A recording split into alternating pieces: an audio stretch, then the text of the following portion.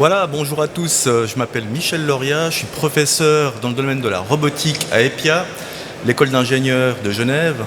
Et aujourd'hui, je vais vous parler d'un projet de robotique, car mon métier, c'est de concevoir des machines pour résoudre un certain nombre de problèmes qui me sont amenés soit par l'industrie, soit par des collègues. Là, en l'occurrence, il y a une dizaine d'années, lorsque j'ai commencé à EPIA, mon collègue Flavio Nocca, donc professeur en mécanique des fluides, m'a apporté une problématique assez intéressante. Il avait besoin d'une machine pour reproduire en fait le mouvement de nage des manchots. Donc, comme vous le savez, ces animaux sont capables de nager à très grande vitesse sous l'eau.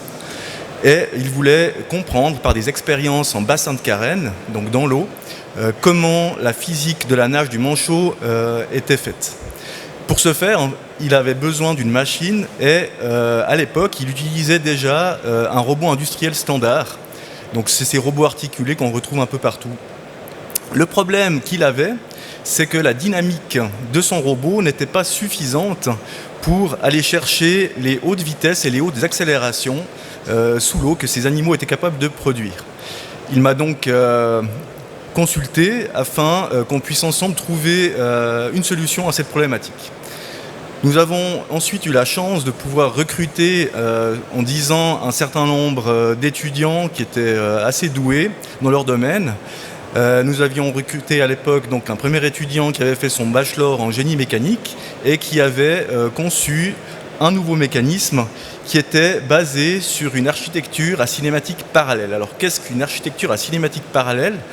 Eh bien, pour faire la comparaison avec les architectures plus standards à cinématique sérielle, vous avez en fait un certain nombre d'articulations et de liaisons entre les articulations qui sont motorisées et qui sont en série, comme pour le brin humain par exemple. Dans une architecture à cinématique parallèle, vous avez en fait plusieurs chemins qui focalisent vers une seule nacelle, une seule plateforme qui, elle, est orientable.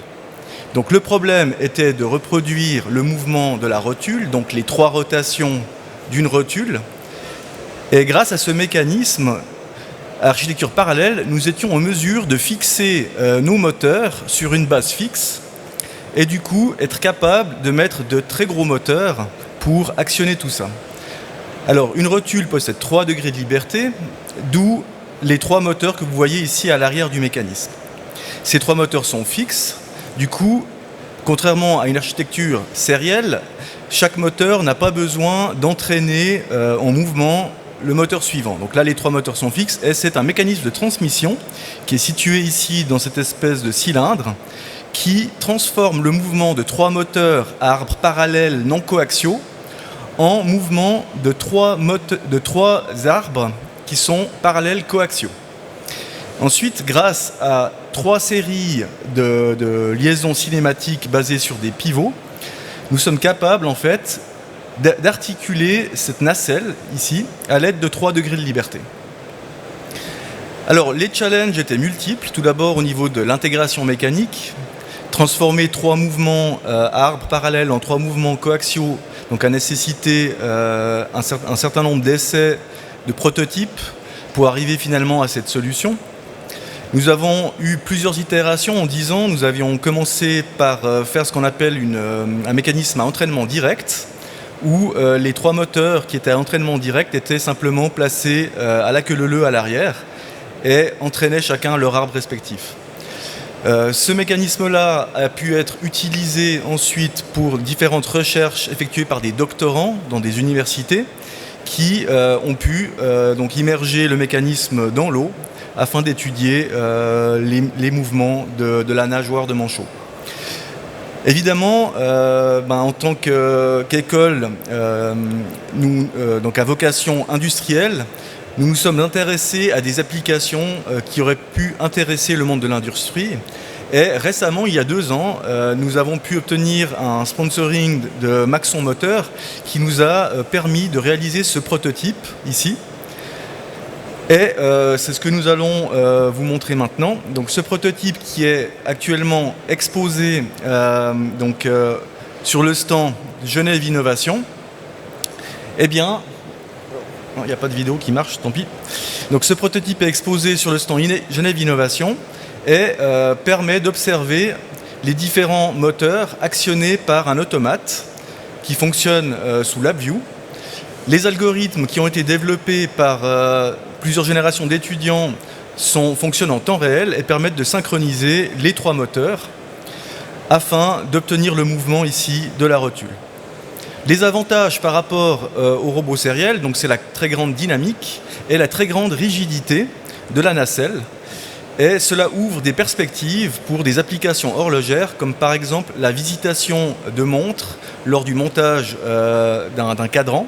Donc on est capable de proposer différents points de vue répétables et extrêmement précis à l'horloger, qui va pouvoir faire son contrôle qualité et qui va même pouvoir éventuellement faire du montage en utilisant ces différentes orientations mises à disposition.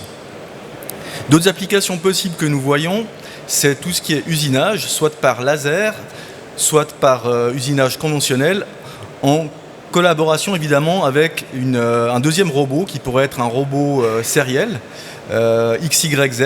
Et c'est la combinaison du mouvement XYZ d'une tête d'outil par exemple, combinée avec les trois rotations de la nacelle ici, qui pourrait créer l'équivalent d'une machine-outil à 6 axes à très haute rigidité.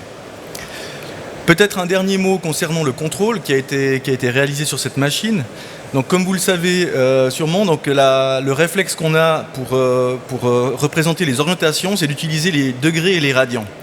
Or, c'est une façon de représenter les angles qui n'est pas adaptée à une implémentation numérique. Elle est plus adaptée aux interfaces homme-machine.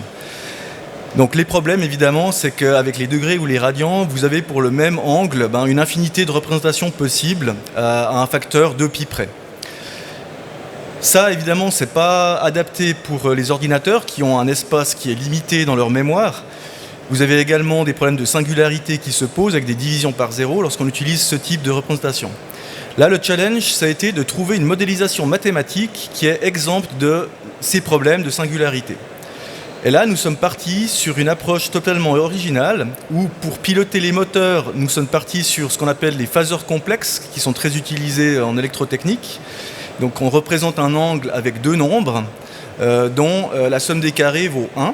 Alors, ça peut paraître aberrant d'utiliser deux nombres pour représenter un angle, mais en réalité, pour faire des calculs mathématiques dans un ordinateur, c'est beaucoup plus performant.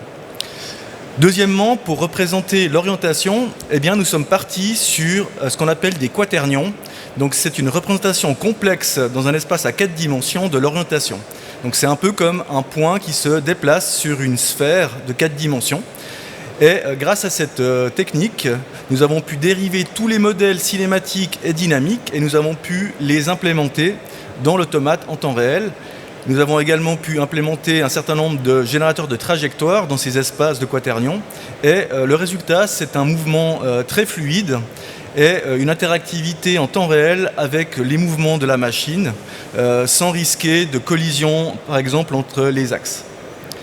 La machine, en fait, elle est exposée sur le stand Genève Innovation, donc toute la semaine, et vous pouvez, grâce à l'interface avec un écran tactile, vous pouvez venir essayer les différents mouvements que peut exécuter la machine. Je serai également présent avec mes collègues sur le stand pour répondre à toutes vos questions. Voilà, donc je termine cette présentation en vous remerciant pour votre attention.